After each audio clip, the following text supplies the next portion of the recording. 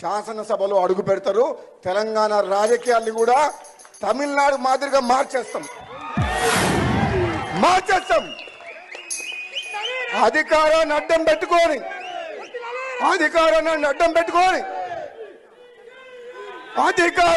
పెట్టుకొని అభివృద్ధి పేరు మీద లక్షల కోట్లు దోసుకుంటున్న వాళ్ళు ఎమ్మడి పడతాం. దోపిడికి వ్యతిరేకంగా పోరాటం చేస్తాం.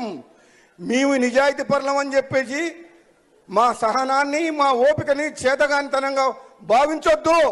అవసరం వచ్చినప్పుడు విద్యార్థుల కోసం, నిరుద్యోగుల కోసం, యువకుల కోసం, రైతుల కోసం, పేదల కోసం, మా అక్క చెల్లెల కోసం అవినీతికి వ్యతిరేకంగా పోరాటం చేసి యుద్ధం చేస్తాం.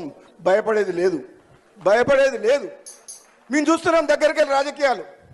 నేను పార్లమెంట్ సభ్యునిగా, ఎమ్మెల్యేగా 20 ఏళ్ళ నుంచి రాజకీయాలు చూస్తున్నా. నాకు అర్థమైంది ఏంటంటే, నేనొక్కరిని నిజాయితీగానే ఉంటే సరిపోదు. నేనొక్కరిని నిజాయితీగా ఉంటే ఈ పేదలకు న్యాయం జరగదు. నేను అవినీతి వ్యతిరేకంగా, దుర్మార్గులకు వ్యతిరేకంగా పోరాటం చేసినప్పుడే ఈ పేదలకు న్యాయం జరుగుతుంది. ఇన్నేళ్ళు సహనంతో ఉన్నా, ఇప్పుడుగా పోరాటం చేయాల్సిన సమయం దగ్గరకు వచ్చింది. నువ్వు గజ్జగట్టు, నేను రుమాలు కడతా. నువ్వు గజ్జగట్టు, రుమాలు కడదా. ప్రజలకు పోదాం. నిజంగా తెలంగాణ వచ్చిన పేదల బతుకులు మారినాయా? ఉన్నోడేమో 100 రెట్లు 1000 రెట్లు పెరిగిపోయిండు, లేనోడేమో కొంప కూడా వస్తుంది. వానికి 5 లక్షలు ఇస్తేందుకు 500 రూల్స్ పెట్టిర్రు. 5 లక్షల రూపాయలు ఇంటికి. ఎన్ని రూల్స్? ఎంత ఇస్తుర్రు?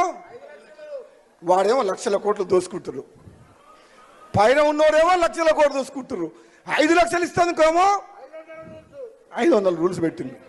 నిజమా కాదా? సగం ఇల్లు రాగానే బిల్లు రాలేదంటారు. పాత ఆటో ఉన్నా, వెనకడ ట్రాక్టర్ ఉన్నా నీకు బిల్లు ఏమంటారు.